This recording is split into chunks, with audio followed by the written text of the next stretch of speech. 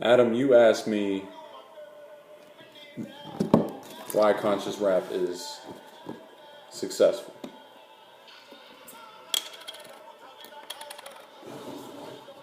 Um,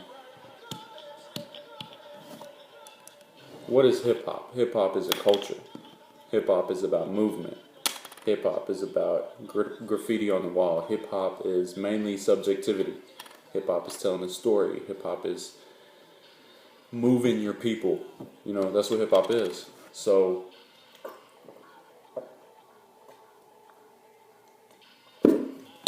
a little subgenre, if you will, of hip hop is conscious rap.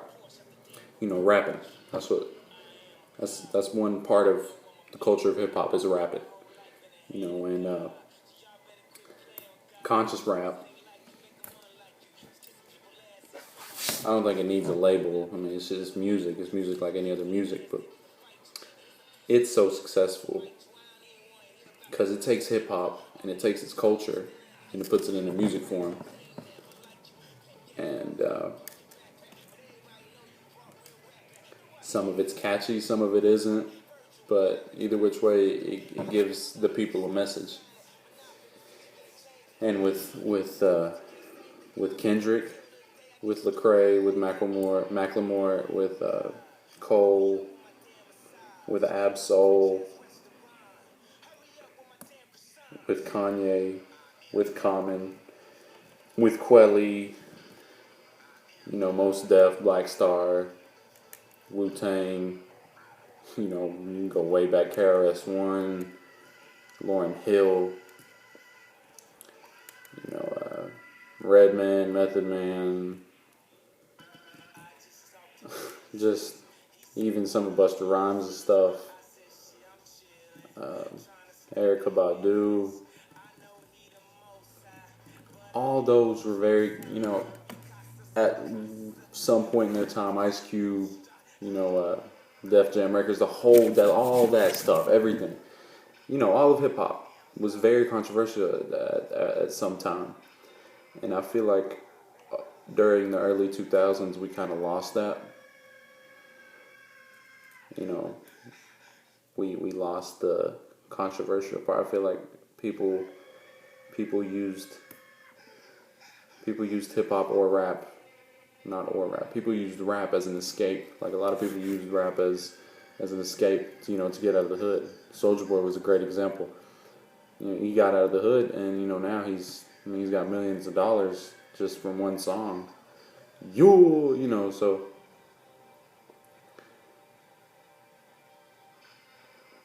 we lost the essence of hip hop somewhere in there, and now you see this new young generation come back up, and not that we lost it, because it was always there, just in the mainstream, and what was popular on the radios and what the popular majority of society heard. We lost it there. It's always been there, always will be there, but the radio doesn't want to play stuff like that. The radio wants to play catchy stuff. The radio wants to play what you want to hear when you go from your house to Bi-Lo at Walmart or whatever. That's what the radio wants to hear. So that's how a lot of people listen to music nowadays. They just turn on the radio on their way to Costco, and on their way back, and anything that they like is considered good music. When they have a plethora of so much music that they're missing out on. They're missing out on a lot of messages, and it's not just hip hop. It's just music in overall, just in it, music. So the reason, once again, I'm getting ahead of myself here, is the reason why it's so successful is because, like I said earlier, conscious rap is subjectivity. How subjective can you get? Because conscious rap is social turmoil to keep that turmoil going, to keep lighting that fire. Everybody adds their own opinion. So when you have rappers like Kendrick storytelling about how it is in the hood, and he gives his opinion on it, and as well as the story and the back and the factual groundwork in his music to back up his opinion and stuff like that, it just makes it so much more interesting. And I want to hear that. I want to hear stuff like that. Because I was born, I was born in a war, but I was raised in a suburb. So I don't remember anything from the war, but I've lived in the suburbs all my life, and I mean, it's not that fascinating. It's super safe, and it's offered me, great opportunity in life, and that stuff. But I still don't feel like I've experienced anything in the suburbs other than playing basketball with Ty in the neighborhoods around us and at our houses. What I'm saying is, I find storytelling interesting. And storytelling, like I said, is subjective. Macklemore, Cole, Lecrae, Kendrick, Kanye, they're all storytellers. Very subjective storytellers, very opinionated storytellers, and that's why they succeed in what they do. Because people want to hear that. People want to hear that, especially if our concentration is conscious rap. So